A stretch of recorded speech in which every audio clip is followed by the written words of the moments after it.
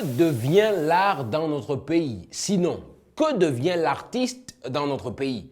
Un peuple sans art est un peuple sans repère, dit-on. Salut à toutes et à tous, un plaisir de savoir que vous êtes là dans le cadre de votre programme. Ce qui se passe sur Internet reste sur Internet. Digi Image TV, votre web télévision préférée. Aujourd'hui, nous allons décortiquer l'actualité de nos artistes dans le cadre de notre pays, le GABON, le Gabon. Pour planter le décor, on regarde cet élément, on se retrouve juste après avec notre invité. Peut-on vivre de son art au Gabon? Tel est le thème du mois de mai retenu par les conférenciers du groupe Arterial Network Gabon, affilié à celui du réseau continental Arterial Network, installé à Cape Town en Afrique du Sud. Présent depuis quelques mois sur le territoire national, c'est à l'Institut français de Libreville que l'ONG Arterial organise des conférences qui ont pour objectif de revoir le statut de l'artiste gabonais. Dans cette conférence, j'ai un segment qui m'est dédié qui s'appelle les stratégies d'adaptation pour vivre de son art au Gabon. Donc le constat est que l'art ne nourrit pas son homme au Gabon, si on doit faire un constat général, et même s'il faut reconnaître qu'il y a quand même quelques exceptions qui s'en sortent plutôt bien. Donc le constat est que l'art ne nourrit pas son homme au Gabon, mais les perspectives laissent entrevoir qu'il y a de fortes possibilités que ce secteur d'activité devienne beaucoup plus lucratif dans les années à venir. L'école pleure, vous-même vous voyez dans quel état elle se trouve. Donc vraiment, les reptiles, les serpents, nous en tuons plusieurs ici. Et ce n'est pas sérieux. Monsieur, c'est vrai, vous-même vous avez vu les conditions dans lesquelles nous nous trouvons. Il n'y a que Dieu pour nous protéger. Je voudrais interpeller les plus hautes autorités de notre nation quant à la situation que traverse l'ENAM. Dire à ces derniers qu'il n'y a pas que la paix, notre héritage commun. Il y a également ces grands établissements que nous sommes en train de laisser à l'abandon. Dire également attirer l'attention du chef de l'État. Car un pays sans art, je ne sais pas si il se meurt. Un pays sans art. Que devient ce pays? Gros point d'interrogation et nous allons essayer de comprendre durant cette émission. Nous avons pour invité Elijah Parfait Ondo, communicateur, animateur, responsable de festival et producteur. Bonjour et bienvenue dans le cadre de ce programme. Ce qui se passe sur Internet reste sur Internet. On vient de voir cet élément à chaud. Bonjour Flo, merci de m'avoir invité. Sur l'élément, c'est triste. Je pense que tous ceux qui sont concernés de près ou de loin par le domaine artistique au Gabon, c'est quand même un petit pincement au cœur. Toutefois, il faut peut-être préciser que l'art ne vit pas à travers le gouvernement, mais l'art vit à travers les artistes. Donc, je pense que même si les dames croulent sous les herbes, l'art continuera d'exister. Un petit coup de tondeuse et puis voilà. Mais si l'État aussi ne pense pas à avoir des garde-fous pour sécuriser l'artiste ou encore l'art, il y a aussi là une petite incompréhension qui peut se faire aussi. Oui, peut-être si c'est du domaine de l'État de débrousser tout autour, c'est du domaine de l'État. Mais je ne pense pas que dans ce genre de situation, c'est du domaine de l'État. Là, il y a une petite volonté quand même du corps enseignant, du corps administratif, quand même de débrousser. On ne va pas attendre que le ministre débloque des fonds pour débrousser. Donc, il y a aussi une petite volonté personnelle. Donc, l'ENAM, c'est une école. On apprend. On va pour y apprendre quelque chose. On y va pour apprendre. Et toutes les structures qui peuvent être mises autour, c'est du domaine effectivement du gouvernement. Du gouvernement. Ouais. C'est quand même assez alarmant, sachant très bien que l'ENAM, c'est quand même Van Mabandi, Braddock, qui sort de là, que tout le monde connaît via la série Chanis. Il y a Maître Mikomisé, qui a représenté le Gabon. Il y a beaucoup de personnes qui sortent de cette école-là. Aujourd'hui, de voir ces images-là, c'est quand même assez alarmant. Oui, c'est terrible. Maintenant, il faut voir là où le mal se situe. Est-ce que c'est un problème de gestion administrative de l'établissement? Est-ce que c'est l'État qui a complètement abandonné l'ENAM?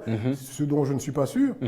Je pense plutôt pour mauvaise gestion administrative. Ça me dépasse de voir que une école... On vit cette situation-là. Voilà, c'est soit une volonté personnelle. Déjà, il faut que le corps enseignant ou l'administration se dise que on ne peut pas travailler dans ces conditions. C'est pas possible. On va débrousser. Peut-être mettre la peinture qui coûterait peut-être un peu plus cher, ou changer les tables bancs, ou ce genre de choses-là. Mais les herbes, les gars, à un moment donné... C'est élémentaire.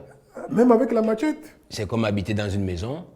Et ne pas vouloir arranger l'extérieur, quand même. Bon, Nous, c'était notre avis, hein, parce qu'on a regardé le reportage, on s'est dit, ben, Voilà. est-ce que... Et ça a beaucoup fait surface sur Internet. Beaucoup de gens ont eu à liker, à partager, à spéculer. Là, nous, on donnait notre avis. Débourser, quand même, c'est élémentaire. oui, pas... je pense que, non, moi, je pense que les gens en font souvent trop pour des petites choses. C'est vrai qu'on a tendance à demander au gouvernement de tout faire.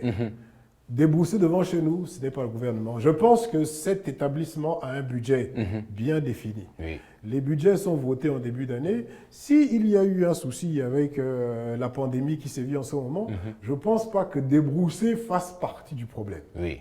Donc, normalement, le budget, il doit y avoir un budget pour débrousser. Dans les règles de Quand l'art. même, Dans les règles de l'art. c'est pas aux élèves, les étudiants qui sont là-bas dans cette école, à qui on va demander d'aller débrousser. D'aller débourser. On ne va pas aussi demander une mesure extrême ou bien extraordinaire au gouvernement pour aller Pour penser débourser. Non, à cette je pense école. pas, non. Ben nous, le débat reste ouvert chez vous, hein, et peut-être on aura des gens qui vont se manifester d'ici là pour nous amener un peu plus d'éclaircissement en parlant de la situation. Covid-19.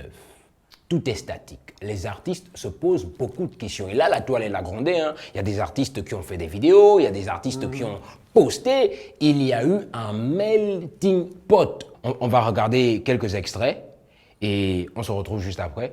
Donc, on regarde rapidement la vidéo. D'accord. Excellence, Madame le Premier ministre, chers opérateurs culturels, chers artistes, depuis le mois de février 2020, l'impact de la Covid-19 sur le secteur de la culture est ressenti à l'échelle mondiale et en particulier au Gabon. Les répercussions sont sociales, économiques et politiques. Elle affecte le droit fondamental de l'accès à la culture et les droits des artistes et des professionnels culturels à la protection de la diversité des expressions culturelles. Excellence, Madame le Premier ministre, chers opérateurs culturels, chers artistes. De nombreux artistes et créateurs sont désormais incapables de joindre les deux bouts. Les institutions culturelles, grandes et petites, perdent chaque jour des millions de recettes. Excellence, Madame le Premier ministre, chers opérateurs culturels, chers artistes. Nous sollicitons un nouveau regard pendant et après de la Covid-19 du nouveau gouvernement. En définitive, la crise de la Covid-19 s'est présentée comme un immense défi adressé à l'État gabonais et surtout à ses opérateurs culturels et artistes. Cette crise constitue également une opportunité pour l'invention d'un nouveau modèle de financement et de gouvernance à l'usager du secteur culturel. Je vous remercie. L'an dernier, en 2019, j'ai pris part à ce qu'on appelait Gabon 9 provinces, qui réunit les artistes de 9 provinces du Gabon. Chacun vient représenter sa province valablement et tout. Ça s'est très bien passé. J'ai représenté valablement la province des Mamans, la province de Logololo. Aujourd'hui, on a fait 4 mois de crise sanitaire qui a touché tout le monde. Le monde entier a été ébranlé. Le Gabon, c'est quand même 9 petites provinces, c'est 267 667 km². Le Gabon, c'est à peine 2 millions d'habitants.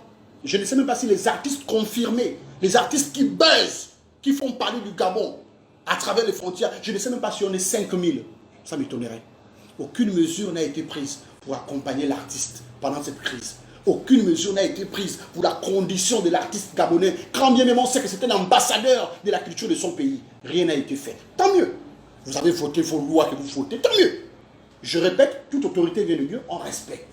Mais s'il vous plaît, de grâce, quand vous aurez envie d'organiser quoi que ce soit, vos soirées, nuit de la musique, Gabon 9 provinces, s'il vous plaît, le jour que le téléphone de mon manager sonne, Yaya Vicenzo, le ministère de la Culture, voilà, je vais dire d'accord, rendez-vous où est-ce que je peux les rencontrer. Je demande ma voiture, je viendrai. Toi qui auras appelé mon manager, je viendrai. On va se voir. Mais je t'assure que la manière qu'on va s'attraper, hein, j'espère qu'ils vont filmer ça partout. Parce que c'est maintenant le buzz aujourd'hui. Quand il y a une bagarre, on filme. Vous allez filmer. Si tu es fort, c'est bien. Mais tant pis pour toi. Parce que je vais t'attraper. Donc laissez-moi, s'il vous plaît. Je ne vous embête pas, ne m'embêtez pas. Laissez-moi tranquille. La situation est délicate. Les artistes vocifèrent et ils disent qu'ils ne se sentent pas concernés par rapport aux mesures prises par le gouvernement, notamment le ministère de la Culture, qui depuis est dans un silence. On vient de regarder ces éléments-là. En tant qu'acteur culturel, quelle est votre position? Et on a d'abord regardé l'élément de Fabrice Mvwendi. Lui, il faisait une lecture où il y avait quelques propositions de flexibilité par rapport à la situation que traverse l'artiste gabonais. Bon, c'est quand même assez délicat. C'est assez délicat parce que les revendications sont fondées. De part et d'autre, j'ai écouté Fabrice, j'ai suivi Yayavitch. Les revendications sont fondées dans un certain état d'esprit. L'état d'esprit qui prévaut ici, c'est l'état d'esprit selon lequel il faudrait que l'État vienne en aide aux artistes. Première question, comme a soulevé Yaya Vincenzo, les 5000, peut-être 5000 qui font quand même un peu le buzz. Le chiffre exact, je l'ai parce que j'ai eu l'allocution du monsieur le ministre. Nous avons 1300 artistes recensés selon le ministère de la Culture. 1300 artistes confirmés, qui ont été... Qui sont recensés, qui sont reconnus dans les documents, c'est-à-dire qui sont partis au sein de la tutelle et qui sont reconnus selon le ministère de la Culture. D'accord. Qu'est-ce que l'artiste, parce que c'est bien de revendiquer et dire « ouais, non, le ministère de la Culture ne fait rien, impossible pour m'accompagner ». Il faut partir sur des propositions concrètes. Si tu veux qu'on t'aide, il faut que tu détermines ce dont tu as besoin. Il faut qu'on sache de quoi tu as besoin. Si tu viens chez moi, tu me dis « Elijah, s'il te plaît, est-ce que tu peux me dépanner ?» Je te demanderai « tu veux combien ?» Ben, les artistes, ils veulent les réouvertures des salles de spectacle. Ils veulent... C'est lesquels? Ben, l'Institut français. L'Institut français ne dépend pas de l'État. L'immeuble à Rambo. C'est un ministère. Le jardin botanique. Mais ce sont là nos salles de spectacle. Mais ce n'est pas, ça n'appartient pas à l'État. Le stade d'Nzayon.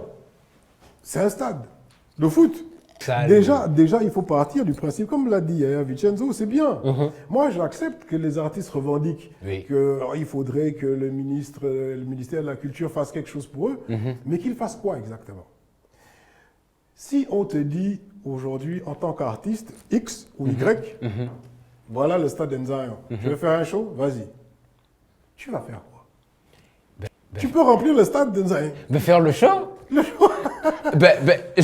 La question, elle est là, Flo. La question, elle est là. Combien d'artistes peuvent faire le stade d'Nzaï? Ou bien, qui peut organiser? Quel est le promoteur culturel qui a suffisamment de moyens pour pouvoir mettre les moyens pour organiser un show? Le plus souvent, on les connaît. On sait qui a les moyens d'organiser. Je vais donner les noms en pêle-mêle et je sais que les noms, là, vous les connaissez. Soit c'est AFJ, soit c'est Direct Prod qui organise souvent, ou bien c'est OS. Ce sont les seuls promoteurs culturels qui ont suffisamment de moyens pour organiser ce genre d'événement grand public, qu'on appelle vraiment populaire. Demander à un État souverain, à un gouvernement, d'organiser un événement culturel, si ce n'est pas dans sa feuille de route, c'est comme lui demander de faire du hors-piste. Mais là, nous sommes en temps de crise. Oui.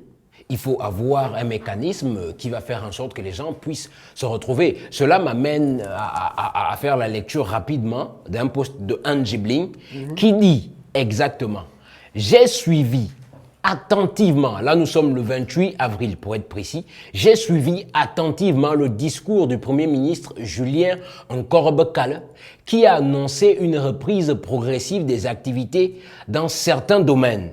En tant qu'artiste, n'étant pas fonctionnaire ou salarié, je me pose la question de savoir qu'est-ce que le ministère de la Culture a décidé de faire pour nous, artistes ou opérateurs culturels. En 7 ans, où toutes nos dates sont annulées, les salles de spectacle fermées et les regroupements de plus de 10 personnes interdits.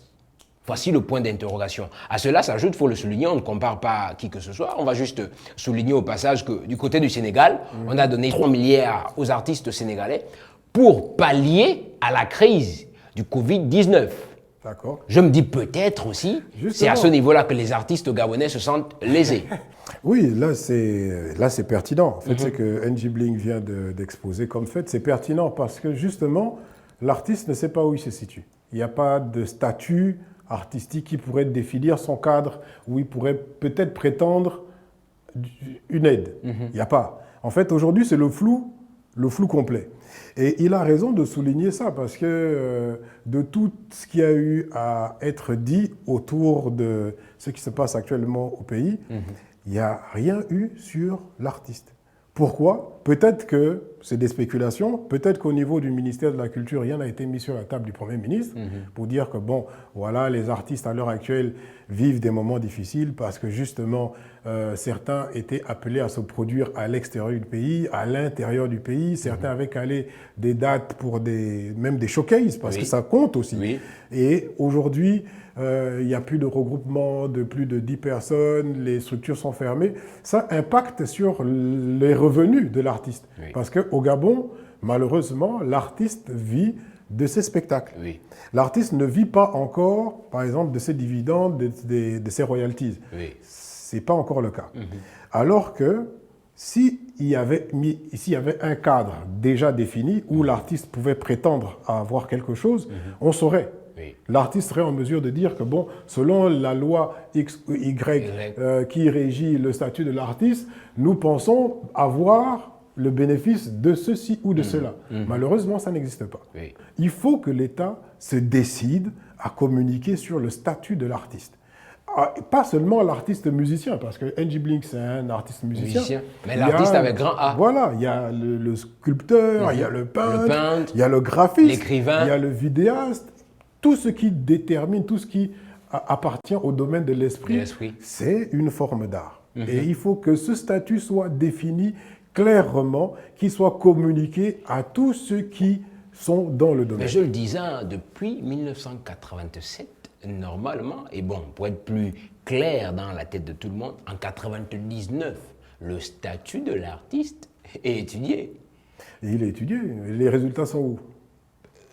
On attend ces résultats parce que ce que je disais tout à l'heure, il faut communiquer sur le statut de l'artiste.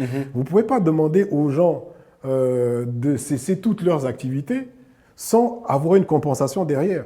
En France, les artistes musiciens ont bénéficié d'une compensation au niveau de l'État. L'État a fait une compensation auprès de la SACEM, a injecté un peu d'argent parce que l'État sait que les structures sont fermées. Il y a déjà la SACEM qui est là, voilà. qui a donc la capacité. On injecte à la SACEM, la SACEM va s'occuper de redistribuer. Oui. Aujourd'hui, au niveau du Gabon, si on prend le modèle du Gabon, on injecte à qui et qui reçoit? Au Bugada?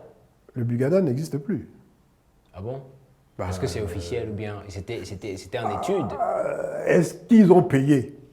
Parce que je ne sais plus depuis quelle année ça remonte qu'on avait dit on va recommencer à payer les droits d'auteur. Oui, on a quand même donné les droits d'auteur récemment. J'ai entendu qu'il y avait eu les petits 10 000 qui étaient passés à gauche, à droite, mais ils ont payé une seule fois. Ça, j'en suis sûr parce que j'ai eu confirmation de l'info. Ils ont payé une seule fois. Oui. On ne paye pas une seule fois.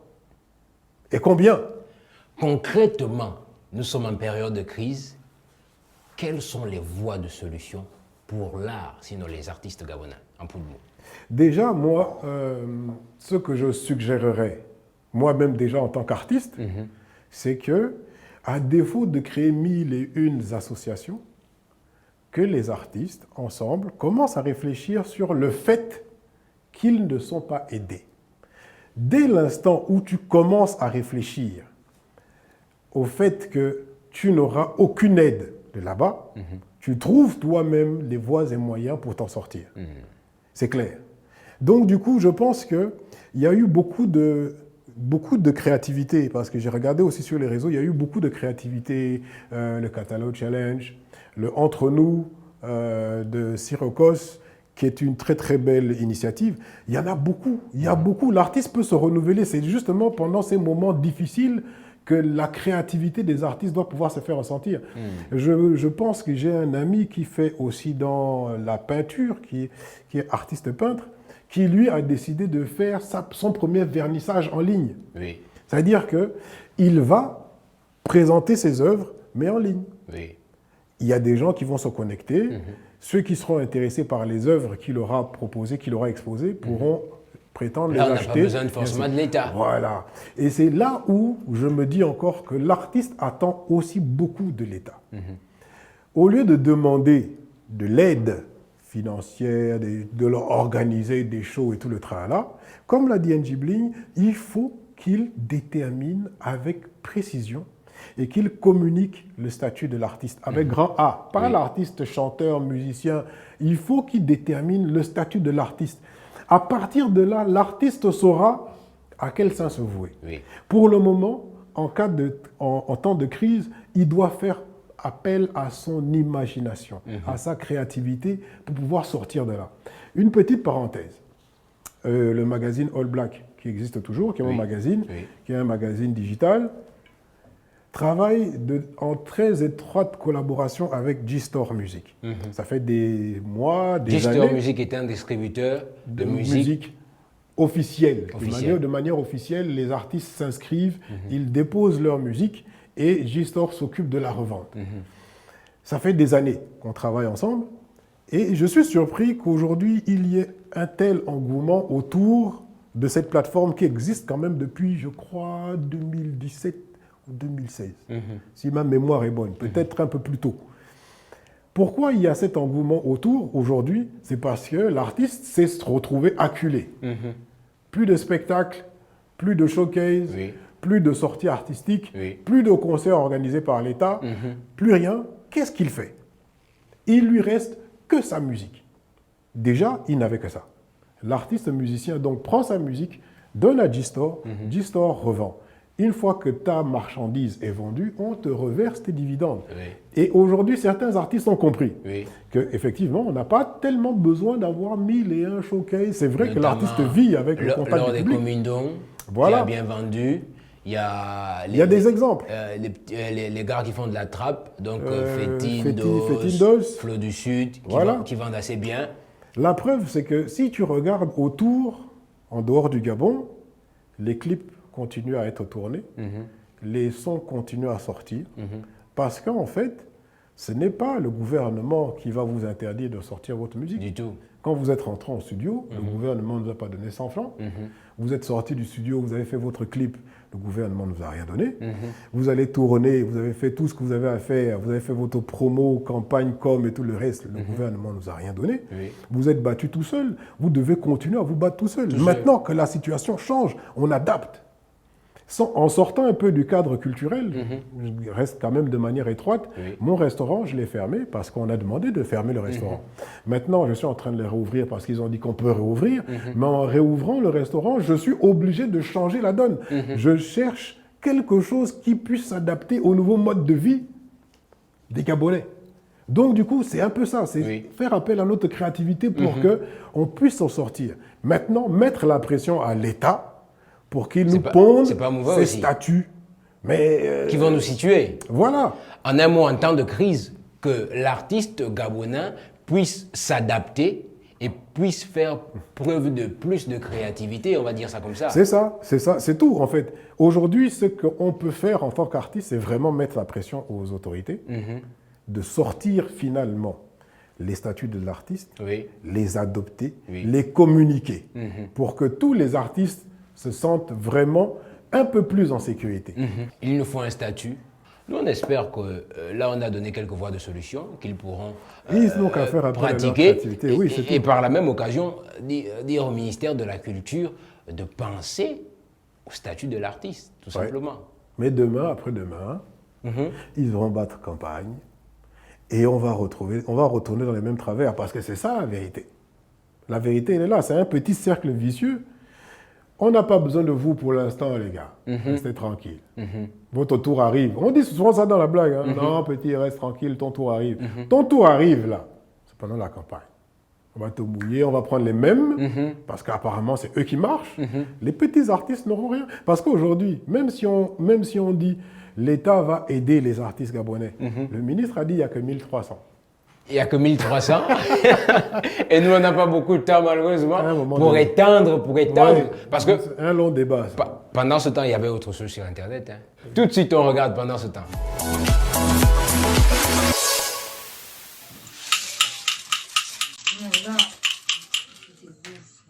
Six. 2, 6. 2, 6, 4. 1, 6, je suis encore dedans. Viens nettoyer les toilettes. Allez, nettoie bien. Nettoie bien les toilettes. Moi, tes toilettes. Bien. Donc, tu es impoli devant Dieu. Mais c'est le jeu. Non, tu es impoli. Rassure devant Dieu. Sors, laisse c'est le jeu. Non, sors, tu es impoli. C'est vraiment en train de jouer, non, c'est le jeu. Tu connais mes problèmes. Oh. Ça fait 2 jours, sans depuis. Non, c'est bon, c'est non, bon. sors, tu es bon. C'est bon, moi je pars. On t'héberge, je vais tes toilettes. Oui, il n'y a pas de problème, ok, je pars. Oui, je pars. Tu es impoli sauvage. On n'est pas plus de. Oh, je vais tes toilettes. Tu n'as même pas le CEP le concours. Vous avez été très bien. Voilà. Quand nos parents travaillaient à l'époque, il y avait beaucoup d'argent. Même les faux billets, c'était l'argent. Et la vie était moins chère. L'argent des enfants, on mentait le salaire de papa. Les étudiants avaient les bourses scolaires. Et la vie était bien. La nourriture, moins chère. Les femmes, moins chères. Le péage n'existait pas. La location, moins chère. Le billet d'avion, moins cher. Nos passeports, moins cher. La douane, moins cher. Les impôts, moins cher. Mais aujourd'hui, la vie est devenue le couvre-feu. Jerusalem, ikayalami, ilondoloze.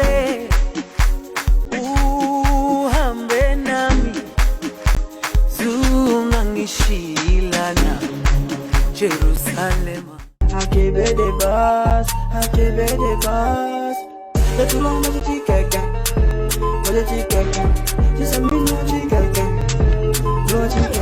Ce qui se passe sur Internet reste sur Internet. N'oubliez pas de liker notre page Facebook Digi Image TV. N'oubliez pas aussi de nous faire des coucous de temps en temps, cela nous fera beaucoup plaisir. Nous sommes toujours avec notre invité, original organe vocal, a.k.a. la vibe, Elijah. Monsieur Ondo Parfait, nous sommes arrivés presque au terme de notre émission, mais avant, une vidéo qui a fait un buzz de malade la semaine dernière. On va la regarder juste un peu et on va essayer de la comprendre et la commenter ensemble. D'accord, d'accord. Ok, la vidéo. Où est Karine? Oh mon Dieu, Karine est là. Oh Dieu, la chaise. Karine, elle a porté un coup de chaise. Mais Karine, qui es-tu? Tu n'es plus Karine, tu es déjà Undertaker. Karine, Hulk, King Kong. Karine, c'est une malade. On se croyait un match de catch. Karine, oh ouais, quel coup de chaise. Quelle précision, quel choc. Karine. Quelle précision, quel coup de chaise, quel show! Oh my goodness. I'm just like really? In Gabon, definitely everything can happen. A-t-on le droit d'aller agresser quelqu'un chez soi? Et a-t-on le droit de publier ce genre de vidéo? Pour répondre à la première question, je dirais non, on n'a pas le droit. C'est interdit formellement par la loi. Tu ne peux pas entrer chez quelqu'un et puis aller l'agresser. Peu importe la raison qui t'anime, que tu aies raison ou tort, tu ne peux pas. La violation de domicile, elle est clairement stipulée. Tu ne peux pas t'introduire dans le domicile de quelqu'un et aller lui porter préjudice. Ce n'est pas possible. Normalement, la personne en face est en cas de légitime défense. Donc si t'arrive quelque chose, c'est à tes risques et périls. Ça, c'est clair. Oui. Tu filmes et tu gardes pour aller donner aux autorités pour analyse. D'accord. Maintenant, filmer, mettre sur les réseaux sociaux, ça, c'est autre chose. C'est vrai que, c'est, comme je disais, c'est assez délicat parce que, normalement, la déontologie voudrait que ça ne se publie pas. Oui. Parce que, normalement, Ça s'est passé dans le domicile de quelqu'un. Il y a eu quelque chose qui a été fait. La loi est en mesure de trancher. C'est simple. La loi est en mesure de trancher. Vous l'aurez compris. Désormais, nous allons vous proposer une vidéo qui a eu un buzz de malade sur Internet que nous allons discuter comme ça, donner nos avis et puis à la maison, si vous aussi discutez, n'oubliez pas, faites des commentaires via notre page là et dites-nous ce que vous en pensez. A-t-on le droit de diffuser ce genre de vidéos sur Internet ou encore a-t-on le droit simplement de diffuser des vidéos délicates sur Internet? Et je repose la même question. A-t-on le droit d'adresser quelqu'un chez soi? Gros point d'interrogation. Ce fut un plaisir d'être avec vous dans le cadre de ce programme. Merci encore à Elijah. Merci de m'avoir invité, Flo. Merci à Digitimage. Et j'espère à une prochaine fois. Definitely. On espère que prochainement, vous serez aussi des nôtres. N'oubliez pas, faites comme nous, gardez la tête haute et ne dites à personne ce que vous avez envie de faire. Ce qui se passe sur Internet reste sur Internet.